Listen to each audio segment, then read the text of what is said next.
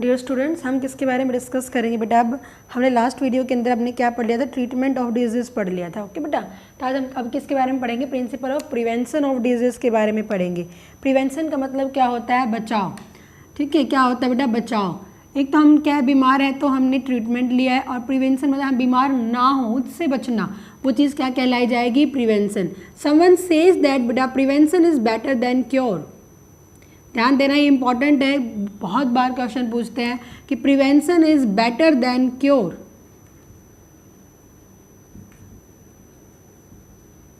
Justify this statement. इस statement को क्या करना है? जस्टिफाई करना है। तो आप बताओ कैसे जस्टिफाई करोगे इस स्टेटमेंट्स को? बताओ मुझे भाई, आपने क्या कहा? आपको क्या करना है? जस्टिफाई करना है इस स्टेटमेंट को। हम क्या कह रहे हैं? Prevention is better than cure. तो आप किस तरह से जस्टिफाई करोगे इसे? तो बेटा हम किस तरह से करेंगे? क्योंकि जो ट्रीटमेंट होता है बेटा, हम बीमार हो गए, इमेजिन करो, तो बीमार हो गए तो हम 15 दिन में ठीक हो रहे, 10 दिन में ठीक हो रहे हैं, तो हम क्या कहेंगे? Treatment takes a lots of time. Treatment takes a lots of time. तो ये हमारा टाइम लेता है, जिससे हमारा क्या हो जाता है? It is the wastage of money. पैसा भी लगता है हमारे पास में, हमारा टाइम भी ख़राब हो जाता है, और जो हमारे इंपॉर्टेंट वर्क होते हैं, द इम्पॉर्टेंट वर्क होते हैं भाई, उन दिनों में हमें जो काम करना होता है वो भी हमारे पास क्या होते हैं? वो रुक जाते हैं, स्टॉप हो जाते हैं। ठीक है बेटा, तो हम क्या कहेंगे? ट्रीटमेंट से अच्छा क्या है? प्रिवेंशन है, कि हम हमारे अंदर बीमारियों का क्या कर ले? बचाव ही कर ले। सेकंड अगर हम बात करेंगे बेटा, सेकंड वन अगर हम बात करेंगे ट्रीटमेंट के बाद में, तो हम क्या कहेंगे? क्या कहेंगे? जो ट्रीटमेंट होती है, जैसे कि जो बीमारी हो जाती है किसी के, तो रिजर्वर बन जाता है एक डिजीज़ का, और जो उसके कांटेक्ट में आएगा उससे क्या हो सकती है? बीमारी भी हो सकती है। तो हम क्या कहेंगे बेटा? जो disease become the diseased person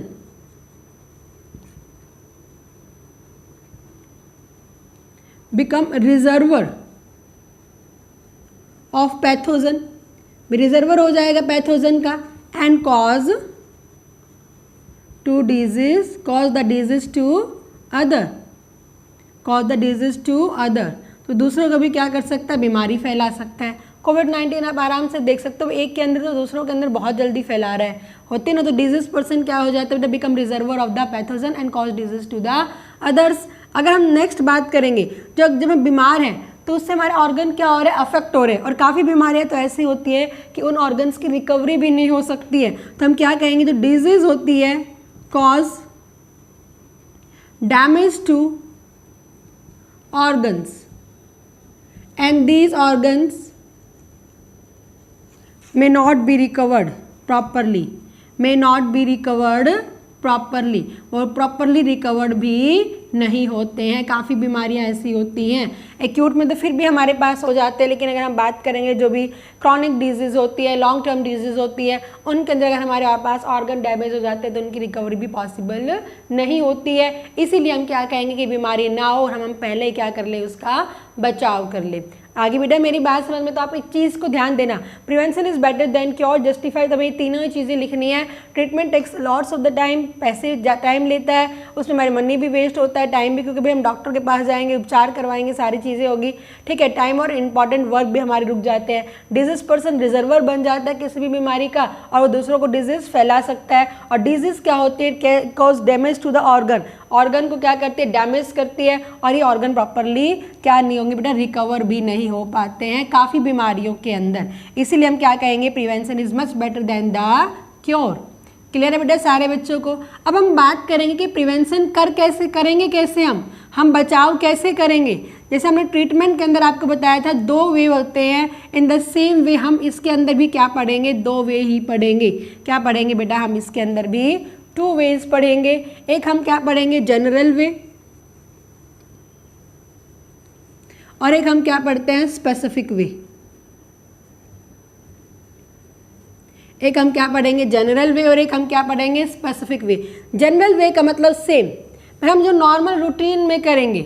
general वे का मतलब क्या होगा बेटा? जैसे कि हमें आसपास प्रॉपर हाइजीन कंडीशन, हमें आसपास सर पहले अगर हम बात करेंगे, हमारी बात करेंगे, हमें प्रॉपर साफ सुथरा रहना चाहिए। अगर हम साफ सुथरे नहीं रहेंगे तो कोई भी पैथोजन हमारे अंदर बहुत जल्दी एंट्री कर सकता है और हमें बीमारी कर सकता है। पता है ना, अगर जितना भी हम नहाएंगे धोएंगे, क्लीन रहेंगे, अच्छे कपड़े पहनेंगे, साफ सुथरे कपड़े पहनते रहेंगे, अच्छे कपड़े का मतलब क्या है, साफ सुथरे कपड़े पहनने, धो के पहनने, तो वो क्या होगा बेटा, प्रॉपर हाइजीन कंडीशन, तो हमें बीमारियों से दूर रख सकता है। ठीक है। सेकेंड अगर हम बात करेंगे प्रॉपर हाइजीन टू सराउंडिंग, यानी कि हम खुद तो साफ सुथरे हैं बट हमारी सराउंडिंग क्या है, गंदगी से भरी हुई है, तो वहाँ पर भी क्या होना चाहिए, प्रॉपर हाइजीन होनी चाहिए। हमारी सराउंडिंग, हमारे जो आसपास का एरिया जहाँ पर हम रह रहे हैं वो भी कैसा होना चाहिए, साफ़ सुथरा। यानी कि हमने कचरा यहाँ पे ऐसे ही फेंक दिया है, फिर पता लगा वहाँ पे मॉस्किटो ब्रीड कर रहे हैं, हमें अलग अलग तरह की बीमारियाँ वो फैला रहे हैं, तो हम क्या कहेंगे, प्रॉपर हाइजीन टू सराउंडिंग भी होना चाहिए। थर्ड अगर हम बात करेंगे तो क्या होना चाहिए, प्रॉपर न्यूट्रिशियस फूड। हमें ये नहीं कि भाई खाना, देखो कहते हैं ना जंक फूड नहीं खाना चाहिए क्योंकि जंक फूड के अंदर न्यूट्रिएंट्स नहीं होते हैं। हमें न्यूट्रिशियस फूड खाना चाहिए, फ्रूट्स हो गए, वेजिटेबल्स हो गए अच्छे अच्छे, ये हमें खाने चाहिए क्योंकि इनसे हमें न्यूट्रिएंट मिलेगा। और हमारी बॉडी, मैंने आपको बताया हुआ, हमारी जो सेल होती है किन की बनी होती है, न्यूट्रिएंट्स की बनी होती है, तो हमारी सेल वीक ना पड़े, हमारी जो एंटीबॉडीज़ भी बनती है वो प्रोटीन्स की बनती है। तो हमारी बॉडी में प्रॉपर अगर हम न्यूट्रिशियस फूड लेते रहेंगे तो हमारी बॉडी का प्रॉपर इम्यून सिस्टम भी क्या रहेगा बेटा, मैनेज रहेगा। तो हमें क्या करना है बेटा, प्रॉपर न्यूट्रिशियस फूड भी खाते रहना है। ठीक है। फिर नेक्स्ट आ जाता है प्रॉपर सैनिटेशन, मतलब जब हम वेस्ट डिस्पोज करते हैं उसका भी प्रॉपर वे में होना चाहिए। देखो आप देखते हो नगर पालिका तो अपना सारा उपाय करती है, हर जगह पे कॉलोनी के बाहर एक बड़ा सा डस्टबिन रखती है, बट हम आते हैं, कचरा लिया, फेंक दिया, वो चाहे डस्टबिन के अंदर गया बाहर गया, हमारा कोई लेना देना नहीं, बस हमने हमारे घर तो साफ़ कर लिया, वो कचरा कहाँ पे फेंक के आते हैं हम बाहर। तो हमें ऐसा नहीं करना है, वहाँ पर भी प्रॉपर, क्योंकि अगर बाहर सराउंडिंग साफ़ हो गया, हमें प्रॉपर सैनिटेशन पता है, तो ही तो हमारी प्रॉपर बाहर की सराउंडिंग साफ़ रहेगी। बाहर की सराउंडिंग साफ़ रहेगी तो हमारे अंदर, हमारे आसपास मच्छर मक्खी नहीं पनपेंगे और हमें किसी भी तरह की कैसे भी कोई बीमारी होने के चांसेस बिल्कुल ही कम हो जाएंगे। ठीक है बेटा, तो हमें क्या होना चाहिए, प्रॉपर सैनिटेशन होना चाहिए। नेक्स्ट इंपॉर्टेंट आता है प्रॉपर एजुकेशन। प्रॉपर एजुकेशन यहाँ पे देखो बेटा, जब सीबीएसई 9th क्लास के पेपर भेजती थी तो इसमें इंपॉर्टेंट आता था कि they are the two family, one is illiterate and another one is the literate family, means have educated parents. क्या है, उनके अंदर एजुकेटेड पेरेंट्स हैं। In which family they are the more chances to of disease and why. तो आपको पता है जो एजुकेटेड फैमिली होती है उसको नॉलेज है, भी उसको नॉलेज है कि गंदगी होगी, गंदगी का ढेर होगा तो हम मॉस्किटो ब्रीड करेंगे, बीमारियां फैला देंगे। उसे पता है कि प्रॉपर न्यूट्रिशियस फूड खाना चाहिए। क्यों खाना चाहिए, हेल्थ के लिए नहीं, क्योंकि हमारी सेल, हमारे एंटीबॉडीज़ है वो न्यूट्रिएंट्स की बनी होगी जो हमारा इम्यून रिस्पॉन्स स्ट्रॉन्ग बनाती है। ठीक है बेटा, प्रॉपर हाइजीन कंडीशन, क्योंकि अगर हम नहाएंगे अच्छे से साफ सुथरे रहेंगे तो हमें कोई बीमारियां नहीं फैलेगी। Proper cleaning of the teeth, ये सारी की सारी एक एजुकेटेड पर्सन जानता है कि इन रीजन से बीमारियां फैल सकती है, बट एक अनएजुकेटेड पर्सन को अगर हम बात करेंगे उसका चल रहा है ठीक है, कोई दिक्कत नहीं आती है, तो ये थोड़ा सा डिफरेंस हो जाता है। तो प्रॉपर एजुकेशन भी होनी चाहिए। ठीक है। सिक्स अगर हम बात करेंगे proper eradication of vectors, proper eradication of vector. Vector का मतलब जो मॉस्किटोज है, जो हमें पता है कि ये मॉस्किटोज ये बीमारियां फैला सकते हैं। बारिश के मौसम में आप देखते हो मच्छर आते हैं, मक्खियाँ भी आती हैं, तो उसको भी प्रॉपर इरेडिकेट करना चाहिए, स्प्रे डाल देना चाहिए। मॉस्किटो स्प्रे आता है ना, रेपलेंट स्प्रे आता है, तो वो टाइम टू टाइम स्प्रे करना चाहिए। घर पर भी स्प्रे करना चाहिए, बाहर कॉलोनी के अंदर भी स्प्रे करना चाहिए, ताकि वेक्टर ही नहीं रहेंगे। Vector are the reservoir of the pathogen, आपने पढ़ा है, मैंने आपको बताया कि वेक्टर से डिजीज फैलती है, स्प्रे करवाते हैं, तो ये सारी चीज़ें रहेंगी तो क्या होगा बेटा, हम डिजीज से बच सकते हैं। ठीक है। तो जनरल वे के अंदर है। और time to time proper vaccination, एक एजुकेटेड पर्सन पता है कि वैक्सीनेशन, हम दवाइयाँ वैक्सीनेशन लगवाते हैं ना टाइम टू टाइम, क्योंकि वैक्सीनेशन करवाएंगे तो हमें लॉन्ग टाइम के लिए इम्यून रिस्पॉन्स प्रोवाइड करेगी। तो प्रॉपर देखो वैक्सीनेशन हम पढ़ेंगे स्पेसिफिक वे में कि किस तरह से करती है, बट इसके अंदर भी हम टाइम टू टाइम जो वैक्सीनेशन लेते हैं वो भी हमें किससे बचाएगी, जनरल वे के अंदर है, इससे भी बीमारियों से दूर रह सकते हैं। तो हमने क्या कहा बेटा, आपको याद रखनी है सारी की सारी general way of prevention of disease, हमने क्या कहा, proper hygiene condition, proper hygiene to surrounding भी साफ सुथरी होनी चाहिए, प्रॉपर न्यूट्रिशियस फूड खाना है, प्रॉपर सैनिटेशन रखना है, प्रॉपर एजुकेशन होनी चाहिए, बिकॉज एजुकेटेड पर्सन को इन सब चीज़ों के बारे में नॉलेज है। Then proper eradication of vectors होना चाहिए, proper vaccination time to time. आप बच्चे होते हो, आप जैसे ही आपका जन्म हुआ तो आपको पहली वैक्सीनेशन लगती है, उसके बाद 1 महीने के बाद लगती है, फिर 2 महीने के बाद लगती है, 6 महीने के बाद लगती है। टाइम टू टाइम जो ये वैक्सीनेशन दी जाती है, तो ये भी जनरल वे के अंदर। अगर हम वैक्सीनेशन ही नहीं लेंगे तो हमें इम्यूनिटी कैसे मिलेगी? क्लियर है बेटा सारे बच्चों को? आगे मेरी बात समझ में? तो एक बार हमसे यहाँ पे क्वेश्चन पूछ लिया गया था, prevention is better than cure. एक तो सीधा आता है बेटा, ध्यान देना, prevention is better than cure, justify it. तो मैंने आपको जो पहले 3 चीज बताई थी वो बताई थी। एक बार हमें पूछ लिया था prevention is better than cure, the statement is right, then how we prevent from them, किस तरह से बचेंगे, कैसे, तो हमें आपको जनरल वे लिखने होते हैं इसके अंदर। तो आपको क्वेश्चन के स्टेटमेंट को पढ़ना है कि क्वेश्चन में क्या पूछा गया है। ओके बेटा, थोड़ा ध्यान देना इसमें। क्लियर है सारे बच्चों को? तो ये हमने क्या पढ़ लिए हैं, जनरल वे पढ़ लिए हैं। क्या पढ़ लिए हैं सारे के सारे? जनरल वे, प्रॉपर खाना खाते रहना चाहिए, प्रॉपर सैनिटेशन होनी चाहिए, इरेडिकेशन ऑफ वेक्टर होना चाहिए, एजुकेशन होनी चाहिए एंड प्रॉपर वैक्सीनेशन होनी चाहिए। All are these are the general way of principles of prevention of disease. जो हमारे पास मेन आ जाती है स्पेसिफिक वे, कि हम किस तरह से बचेंगे स्पेसिफिक वे के अंदर।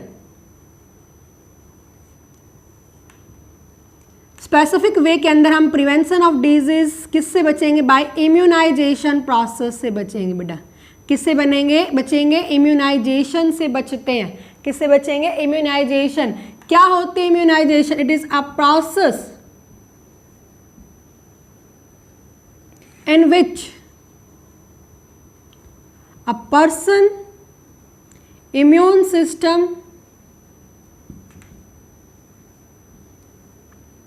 protect from the disease, protect from the disease। एक ह्यूमन बीइंग का इम्यून जो सिस्टम होता है वो हमें किससे बचाता है? बीमारियों से बचाता है। वह प्रोसेस क्या कहलाई जाएगी? इम्यूनाइजेशन कहलाई जाएगी। क्या कहलाई जाएगी? इम्यूनाइजेशन। तो इस स्पेसिफिक वे के अंदर आता है। जनरल वे में तो हमने वो मेथड्स अपनाने हैं। अब हमारी बॉडी का जो इम्यून रिस्पॉन्स है वो हमें किस तरह से बीमारियों से बचाएगा, वो चीज़ क्या कहलाई जाएगी? इम्यूनाइजेशन। और वो किसके अंदर आएगी? स्पेसिफिक वे के अंदर आती है। ठीक है भैया, तो हमने अपना ली कि डिजीज हमारे अंदर, माइक्रो ऑर्गेनिज्म हमारे अंदर ना जाए, पर माइक्रो ऑर्गेनिज्म हमारे अंदर चले जाएंगे तो उन रिस्पेक्ट के अंदर हमारी बॉडी किस तरह से उस पैथोजन से लड़ेगी, वो चीज़ क्या कहलाई जाती है? इम्यूनाइजेशन कहलाई जाती है। और इसे हम नॉर्मली क्या कहते हैं? इम्यूनिटी कहते हैं। जो प्रोसेस को हमने क्या कह दिया बेटा? इम्यूनाइजेशन कह दिया। किस तरह से लड़ेगी? और इम्यूनिटी को हम शॉर्ट में हम क्या कह देते हैं? Fight against disease. क्या कहते हैं? Fighting against the disease. वो चीज़ क्या कहलाई जाती है? इम्यूनिटी कहलाई जाती है। And study of immunity, study of immunity वो क्या कहलाई जाती है? इम्यूनोलॉजी कहलाई जाती है। क्या कहलाई जाती है? इम्यूनोलॉजी। लॉगस मतलब स्टडी, इम्यूनिटी मतलब इम्यून मतलब इम्यूनिटी हो गया। आगे बेटा बात समझ में? तो हमें जो ये पढ़ने हम वो क्या पढ़ेंगे इसके अंदर? ये इम्यूनिटी पढ़ेंगे। इम्यूनिटी के अंदर हम क्या पढ़ेंगे? अलग अलग तरह से कैसे क्या चीज़ आती है। आगे बेटा मेरी बात समझ में क्लियर है सारे बच्चों को? तो याद रखना है ना, स्पेसिफिक वे हम क्या पढ़ रहे हैं? इम्यूनाइजेशन। इम्यूनाइजेशन का मतलब क्या होता है? ये प्रोसेस होते हैं by which immune response, immune system of a body, ठीक है, फाइट अगेंस्ट द डिजीज, उसे हम क्या कहेंगे? इम्यूनाइजेशन। एंड नॉर्मल इसे हम क्या कह रहे हैं? इम्यूनिटी कह रहे हैं। एंड स्टडी ऑफ इम्यूनिटी क्या कहलाई जाएगी? इम्यूनोलॉजी कहलाई जाती है। क्या कहलाई जाती है बेटा? इम्यूनोलॉजी कहलाई जाती है। तो हमें जो यहाँ पर पढ़ना है इम्यूनिटी पढ़ना है, जो बहुत ज़्यादा इम्पॉर्टेंट है। क्या बेटा? जो बहुत ही ज़्यादा इम्पॉर्टेंट है। ठीक है, इम्यूनिटी।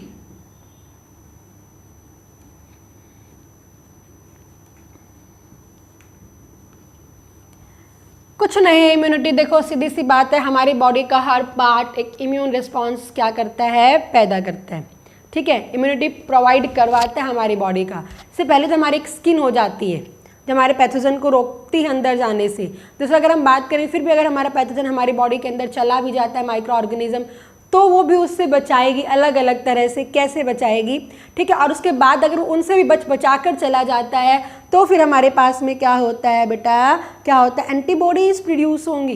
क्या प्रोड्यूस होंगी हमारे पास में, एंटीबॉडीज़ प्रोड्यूस होती हैं, ठीक है। तो ये 3 चीज़ें मैंने बताई है आपने, ये बिल्कुल वैसा ही है जैसे हमारी डिफेंस मैकेनिज्म, हमारा जो देश को बचाने के लिए हमारी डिफेंस मिलिट्री होती है। सबको पता है ना, हमारी जो भी मिलिट्री के अंदर हम ये नहीं कहेंगे खाली कि जो सोल्जर्स आ गए, एक पुलिसमैन भी हमारे पास में हो जाता है, ठीक है बेटा। एक हमारे पास जो नॉर्मल सोल्जर्स हो जाते हैं, और लास्ट में जिसे आप क्या कहते हो, जो लेफ्टिनेंट पर्सन होते हैं, बड़े बड़े ब्रिगेडियर्स वगैरह होते हैं, ठीक है, जो बड़ी फोर्स के साथ में काम करती है सीआरएफ, जो ये होते हैं कमांडोज, जिसे लास्ट टाइम क्या कहेंगे, जो मेन कमांडोज होते हैं ना। आपको कोई मूवी वगैरह में देखते हो, कोई नहीं होता तो कमांडोज, आपको कहीं भी बाढ़ आती है तो कमांडोज को बुला लिया जाता है। तो इन द सेम वे 3 हमारे पास में, सेम हमारी बॉडी में भी ऐसे ही चलेगा। मैं पहले आपको एक स्टोरी बताती हूँ छोटी सी। आप इमेजिन करना, जैसे ये हमारा इंडिया है, ठीक है, थोड़ा समथिंग